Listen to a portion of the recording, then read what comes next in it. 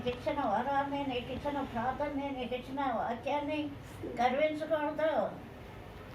ఆ యొక్కలు దేవదూత గర్వించింది కనుక యేసయ్య అన్నాడు, తండ్రి అన్నాడు, పడిపో, వాయుమండలోకి పడిపో.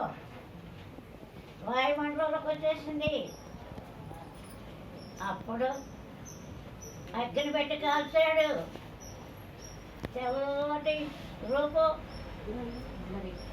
తెల్లటి రెక్కలు, అలాంటి దేవదూత అగ్ని పంపించాడు.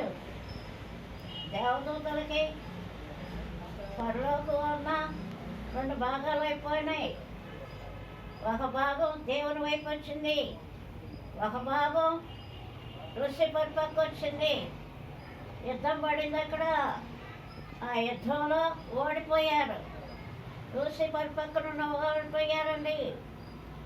ఆయన మనవలు తోసేశాడు. అప్పుడు ఆయనతో ఉన్నవారు ఉన్నారు. తర్వాత ఆదాము చేశాడు.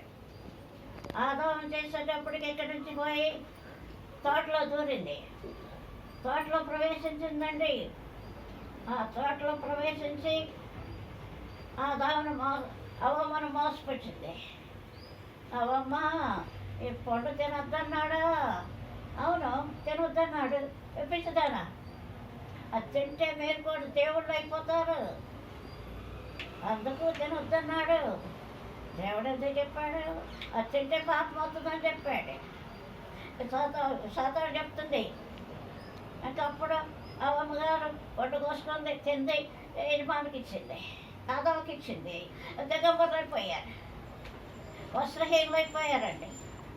ఈ వస్త్రహీనులు అయిపోయేటప్పటికి ఇంకప్పుడు సిగ్గు ఏర్పడింది, మహిమ పోయింది.